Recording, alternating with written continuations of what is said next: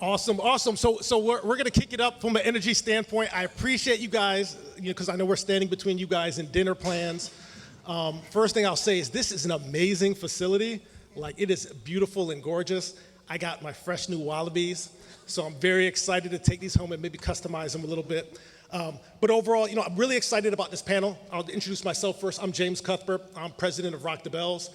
That's a startup that aims to elevate classic hip hop through a modern lens. Started by LL Cool J. There's a SiriusXM channel. We do some other stuff. We partner with brands, etc. But it's not about me today. So I really would very excited to introduce our distinguished panel. And we'll start here with Juanita, and she can go ahead and introduce yourself. Hi, I'm Juanita Lundy. I'm head of emerging audience development at Amazon Studios and Prime Video. I've been there, there we go. I've been there for about a year. And I work on all different audiences, primarily Black, Latino, young adult, and faith-based across the U.S. Okay, awesome. And then next, Juanita. Hi, everybody. Thank you, James. Thank you, brand innovators and fellow panelists. Juanita Slappy, head of multicultural marketing for Cadillac. I've been with General Motors for 5 years, 1 year in my current role, de facto auto girl. Been in this space working across all the big three, if you know about Detroit or Michigan, for 15 years. So happy to be here and add some color to the conversation. Okay, awesome. And next, Juisa. Nailed it. Nailed it. Hi, my name is Jurisa Perez. I am the Chief People Officer right here in the Museum of Science. I've been in this role for a solid 7 months, so watch out. It's an inaugural role, and it oversees human resources for the museum and also all of our diversity, equity, inclusion, accessibility, and belonging initiatives. And I am thrilled to be here. Thank you so much. Okay, awesome. And last but not least, Conley. Hi everyone, Conley Fitzpatrick, great to meet you all. I am head of marketing for Pronghorn. If you haven't heard of us, it's because we literally just set up this business about 4 weeks ago. So we are a standalone company dedicated to establishing a template for how to effectively diversify an industry. We're starting with the spirits industry in the Black community, but we'll be sharing everything that we learn with all of you so that you can take those learnings and apply them to your own. Thanks for having me. All right, awesome. So I'm going to read some of these verbatim because it's been a while since I've been out in the wild. So we'll start right here. So multicultural is becoming a commonly used term, and it means different things to different organizations. How are you defining multicultural, and why is it important to engage those consumers now more than ever? And we'll start with Juanita. So Michelle said it, and it gave me goosebumps because I love when the energy's going and this connectivity. It's about diversity of thought, right? Saying multicultural and DE&I and acronyms, it's all very popular, but we're all diverse, right? It expands beyond ethnicity and gender and color lines. So in order to do that, you have to be authentic. You have to know your internal brand values. And then DEI is internal brand values. Multicultural marketing or emerging audience marketing is how you drive those brand values to the consumer. And it has to be diverse across all segments. So it's not monolithic.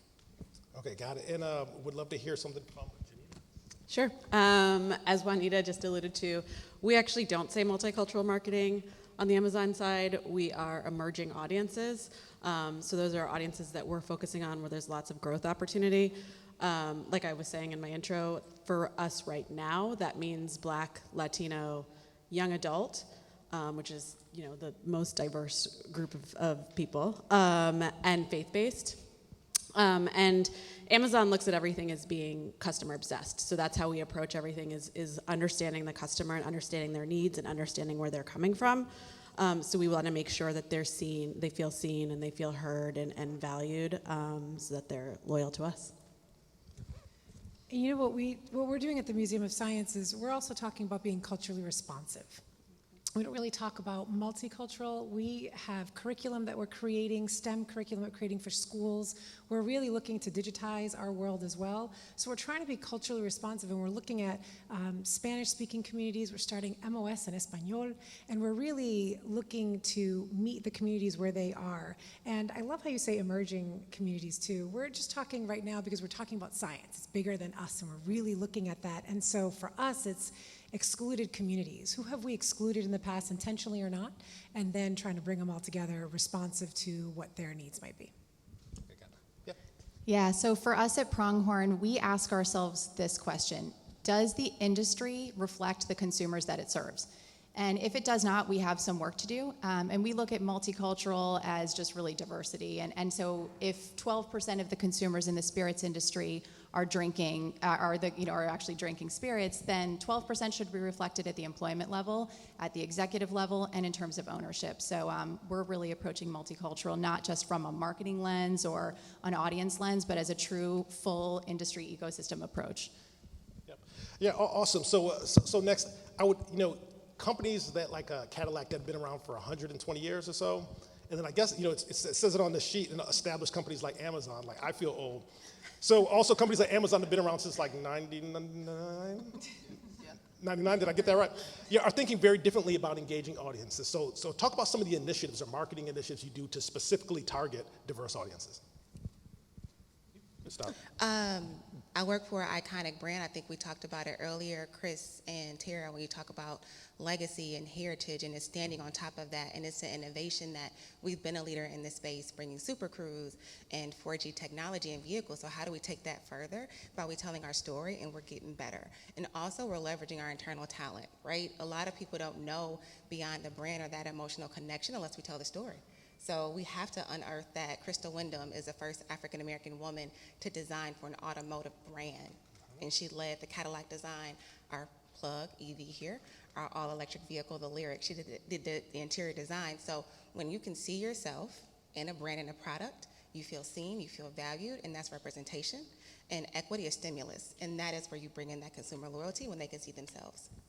Yep, awesome. And and Juanita, when you think about Amazon, and you think about that, especially from the content perspective, as a platform, I'm noticing more and more they're getting a lot smarter on reaching diverse audiences. So, kind of, what are some of the things you've been working on? Yeah, I think similar to what Juanita was saying, it's really important for customers to see themselves represented. And for us, that's important both in front of and behind the camera. So we're putting a lot of effort, and we have a diversity policy and inclusion policy on all of our content that has a lot of representation. 30% of people at the creative exec level have to be somebody of color, 30% women, and we're just continuing to grow that. So I think you tend to see people represented in the content if they're also active behind the scenes, not just on the talent side. And so, I think as we move forward, you're seeing more and more stories that talk about diverse audiences in different ways, not just trauma. So there's not just like Black trauma as every story. There's love stories, there's Black love, there's Latino love, there's LGBTQ love. So we need to have stories that are representative of all of the different areas of people's lives, not just struggle. Awesome. And then even from a business model perspective, so would love to hear, because I know, Conley, you guys have been doing some pretty creative things, so would love to hear your thoughts. Yeah, so I mentioned earlier taking a total ecosystem approach. So Pronghorn's really looking at two different sides of how we diversify an industry. We look at representation as one side. So from that perspective, we decided to be really math-based about the way that we approached it. So I mentioned that 12% number earlier. That's a real number.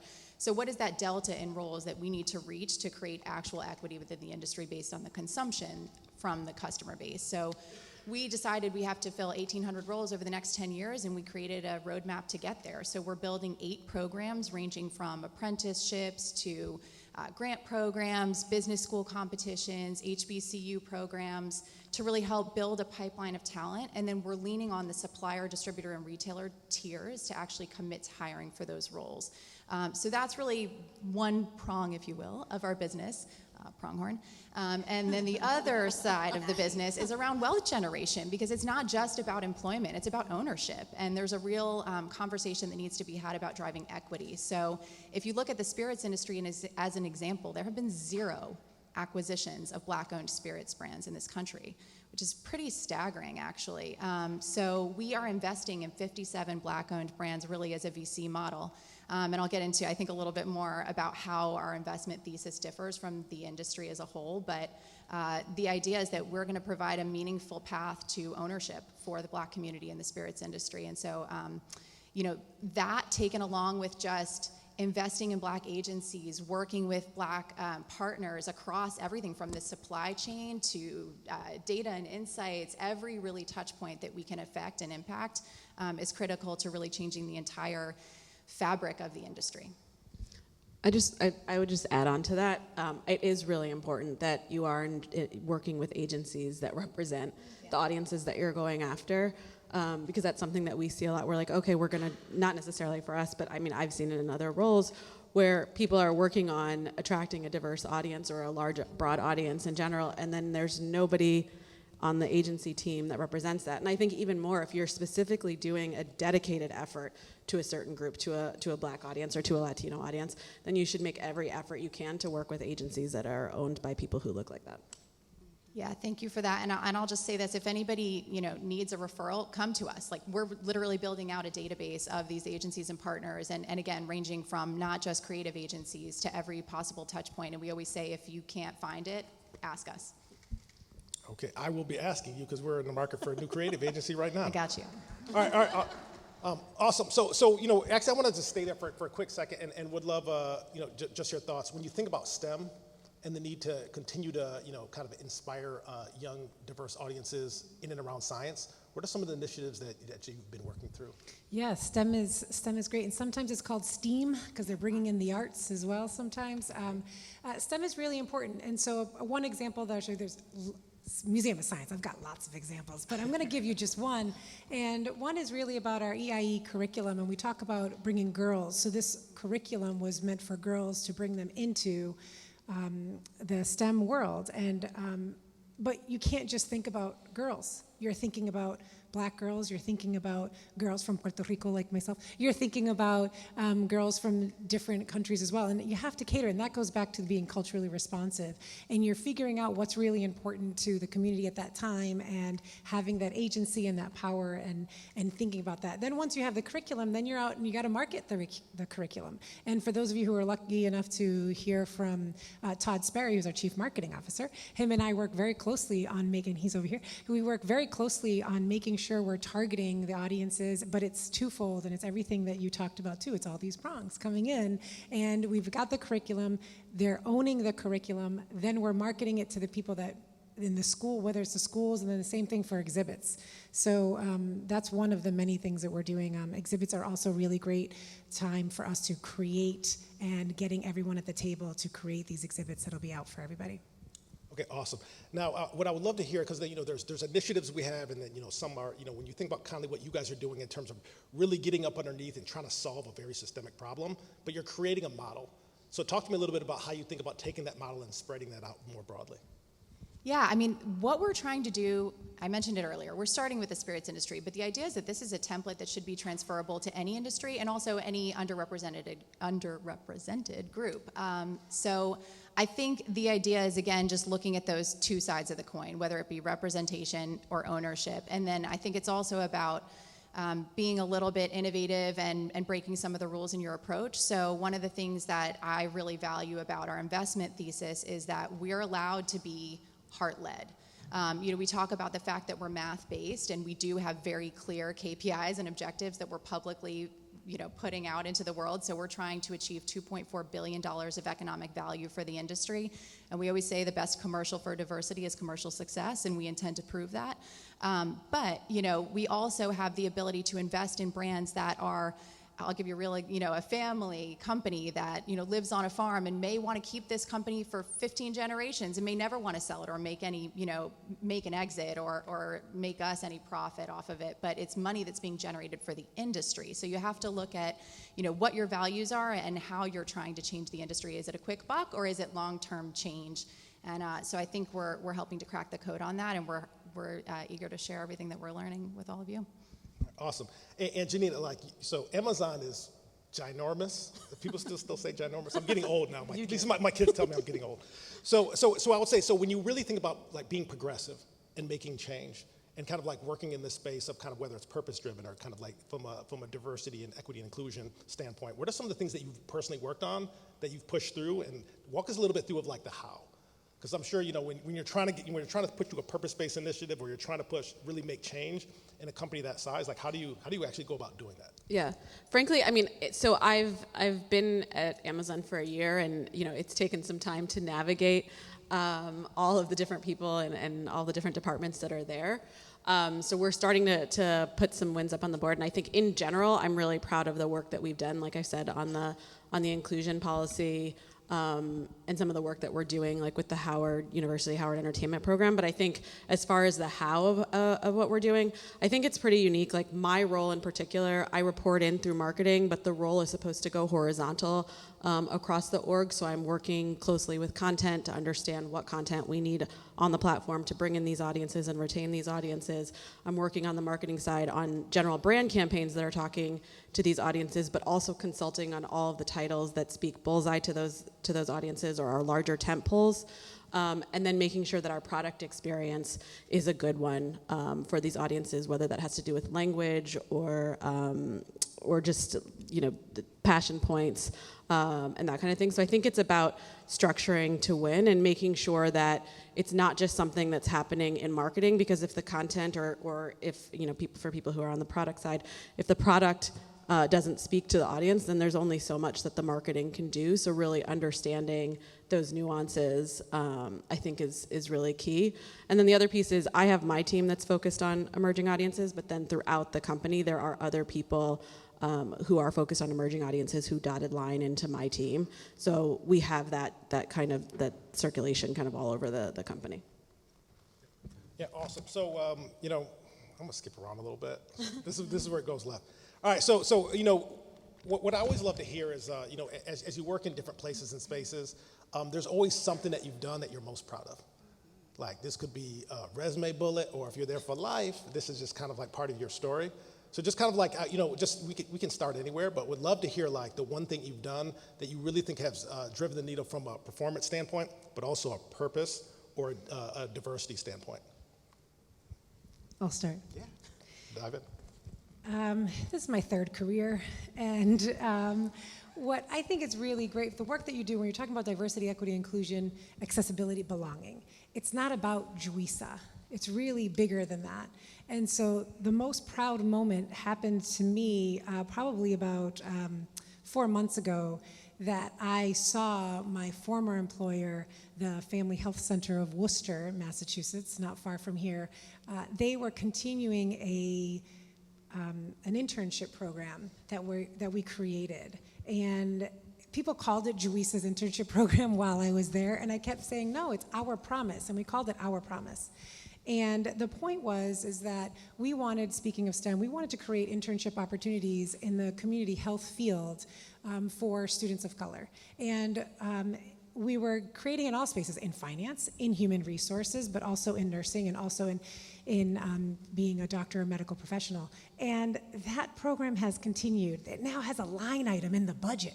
And you know that it's gonna stick and it's gonna stay. And that's, for me, really what it's all about. So when I saw that they were doing a whole nother class and they were recruiting people, and I said, oh my goodness, it's not about Juisa, it's really about the program. So here I am now at the Museum of Science, and what are we doing? We're starting our Promise internship program to really make sure that we can keep that momentum going, and that should be places where we can reach out to the community and getting that, and we were going to talk about recruitment later on too, but getting that pipeline ready and getting that pipeline to truly support and sustain what we want to do and not just check the boxes.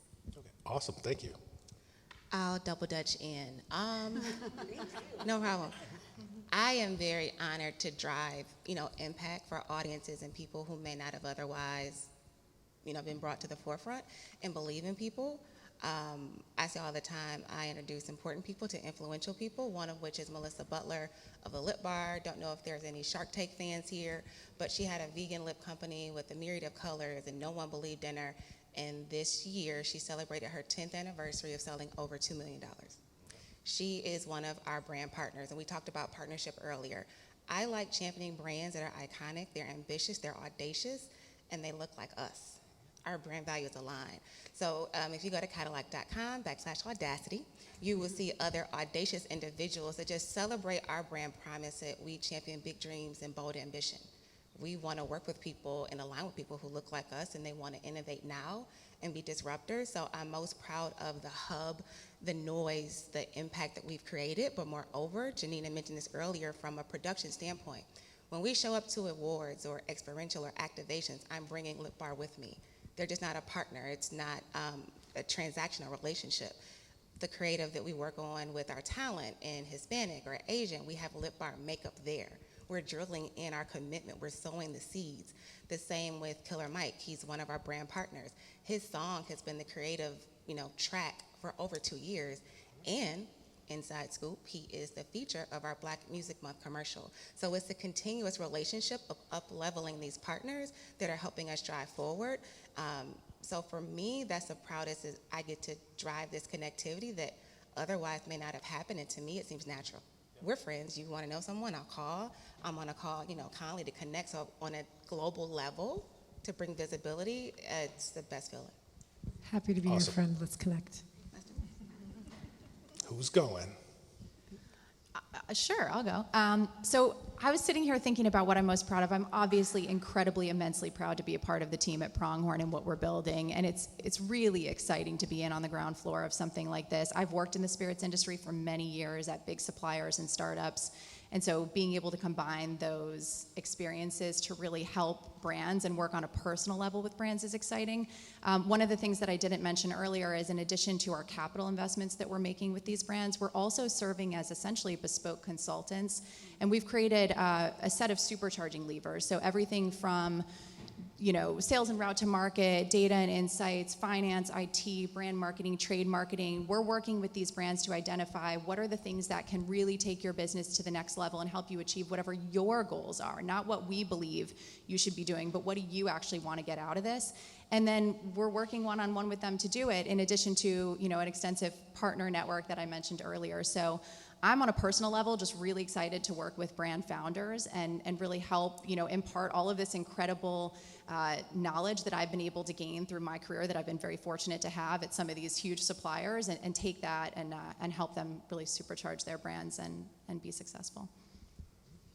Yeah, I think that whatever I'm going to be most proud of at Amazon Studios and Prime Video is still in the works. So we have a couple of things coming out this summer, campaigns that I am very, very excited about but can't talk about yet.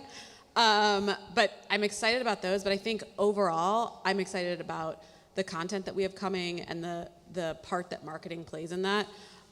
So we had some what we call bullseye shows that really speak to specific audiences, like Harlem Season 1 and With Love Season 1, Black and Latino shows. And those are coming back for Season 2, and marketing has a role. And I think, not everyone is bringing some of those targeted shows back, but we're really committed. And I think the role that marketing plays in making those decisions, I'm really proud of having a part in that. And then we have huge tentpole shows like Lord of the Rings, which is going to be one of the biggest, probably the biggest series ever. And there's diversity within that in ways that we haven't necessarily seen in the fantasy genre before. And so I'm really excited to be a part of a team that's doing that. No, that's awesome. Because when I think about this idea of doing purpose-based initiatives, what I heard is it's in the budget. What are some of the KPIs? Like, this is where I'm just curious. What are some of the KPIs you put around it? What I found when I was working, whether when I was at Coca-Cola or when I was at Red Bull, or even at BET with you. If you don't have a KPIs and you can't prove it, when you leave, it goes away. So what are some of the things you guys do to make sure that these initiatives stick? One thing I'll say that from one of my mentors would say about marketing with a big M, which means it's meaningful, it matters, but it moves cases. So what are some of the things that you guys institute to make sure that you have staying power behind some of these initiatives? I'll jump in. For us, we are very clear on our goals and objectives, and I think that does set us apart a little bit. A lot of funds will talk about, we have X amount of dollars. We have $100 million, and we're going to spend it. We have a little bit more around that. So I mentioned earlier the $2.4 billion of economic value that we're driving for the industry and the Black community. 1,800 roles that we're going to fill over the next 10 years. 57 brands that we're going to invest in, and the supercharging that goes along with each of those. So I think it really is important to be really overt about your goals and hold yourself accountable and your team accountable to achieving them. So I'm excited to take out a massive ad in every newspaper in 10 years announcing that we have hit our goals. big picture thinking that it can't be episodic, right? I think we talked about it earlier. You just want to do it for the moment. So I'm championing my team to think as we approach our 120th anniversary, while we have an always-on presence and we're doing, cultural moments, how can we leverage this for our future innovation, our future vehicles? How can this creative live beyond this moment? That's how you have sustainability, and that's where the magic happens when you think about big picture life cycle and how it can continue to drive the needle and the purpose beyond that initial moment. I think, again, because we come from a customer-centric place, we have to take a look at what our customers look like and what customers are going to look like 10 years from now, 20 years from now, and understand the importance of diversity because that's who the customers are. But I think for us, obviously, I don't know who's more data-driven than Amazon. So everything does come back to data, but the metrics that we're using are around brand health. So if we're not talking to those audiences, like we will see consideration move down. We'll see awareness move down. And then same thing on acquisition and retention. So you might be able to bring somebody in because we have one series or one show that spoke to the audience, and then if there's nothing else after that, then they're going to leave. So it has to be a consistent effort, and we're tracking that, through retention, through acquisition, and through brand health. Yep, awesome. So this is where we still got 10 minutes, so that I get to. Really? Oh, we talked about. Yeah, I already put my sheet in my pocket. So this is all. We're going. We can take Let's questions. go. Go ahead. I got maybe one more question. So when you think about the future of marketing, when I think about, when I look out and see the brands that are really making an impact and able to cut through now, this idea of having a purpose at your core, this idea of being able to communicate that and act against it.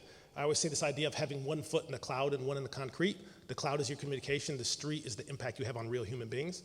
So what I would love to hear from you guys is like looking forward, and you think about this idea of purpose and purpose-based marketing. Where do you see it going? Like this wasn't on the sheet, so this is for anybody though. I nominate Juanita.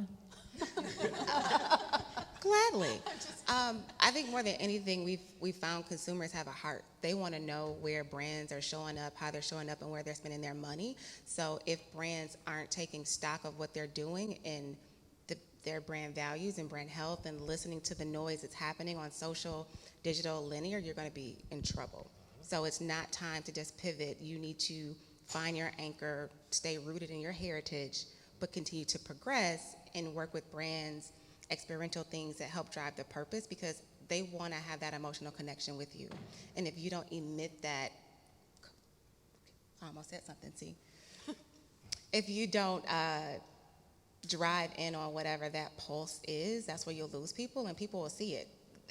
Millennials, Gen Zers, they are calling you out, right? If they see the black squares on Twitter, on Instagram, they will troll you. You know what I mean? Before it was just like, oh, it wasn't a good ad. Now, those verbatims drive our creative. They can drive sales, right? That you have cancel culture. So you really have to be rooted in the DNA of your brand and know where you want to go to make that emotional connection and be authentic. Yeah, and I think I would just go again with it needs to be 360. So purpose-driven, like we're striving to be America's or the world's best employer, and the world's most diverse content and the biggest and best entertainment hub. So I think it really has to come 360. So it's about our hiring, it's about who's developing the content, it's about who's on the team developing the marketing, it's about who's on the product side. So it's across the board. It's really 360. I think is the focus for us. Yep. Yeah, I like that's exactly true, and it's always too when companies such as the companies that you're here representing too. It's not about these checking the box or what you talked about, the here and the now. And what I really value about being the inaugural chief people officer is that they really took their time, thought about what they needed, thought about what the Museum of Science, ever changing, it's science, and we're talking about 192-year, I got you beat a little bit, 192-year institution, and what does that mean? It means different things for a lot of different people. So we're getting to know that, and it's not just, I can't hold all of the DEAI initiatives. It can't be just under Juisa, it's not about Juisa, but really making it embedded throughout so it has that sustainability, and it's part of our story, and I just can't reiterate enough exactly what you guys both just said about authenticity and really being authentic to your brand, authentic to yourself, because that's what's going to keep that sustainability there.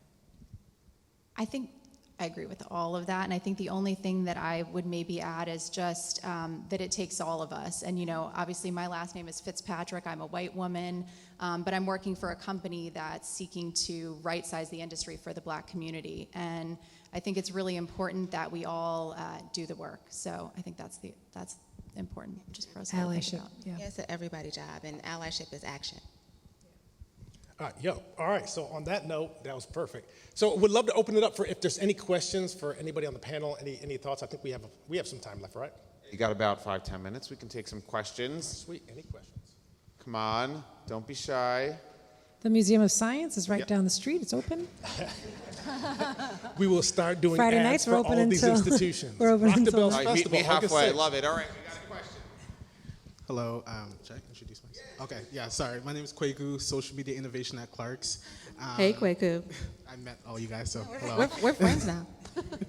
I would love to hear, as far as you guys talking about, being purpose-driven, and now you are all, I would say, in senior positions at the companies that you're at, where do you think those conversations should be starting when it comes to talking about diversity, talking about, just cultural impact on your company? Because as we've, in the social media realm, people can respond directly to the company. I think you were saying, Juanita, it's not just now, the audience didn't like it, we should do something about it. They'll respond, they'll let you know they don't like it. So how do you navigate such a culture that's very responsive, but is also willing to hold you accountable? And then how do you hold your own company accountable when they make that misstep and then, in your leadership position? I hope that makes sense. Yeah. Top down, bottom up. My CEO, Mary Barra, is a woman, if you didn't know about Mary, but she said about 2 years ago that GM will be the most inclusive and diverse workplace ever. So similar to what Conley said, and I mean, it's really simple. It's everybody's job.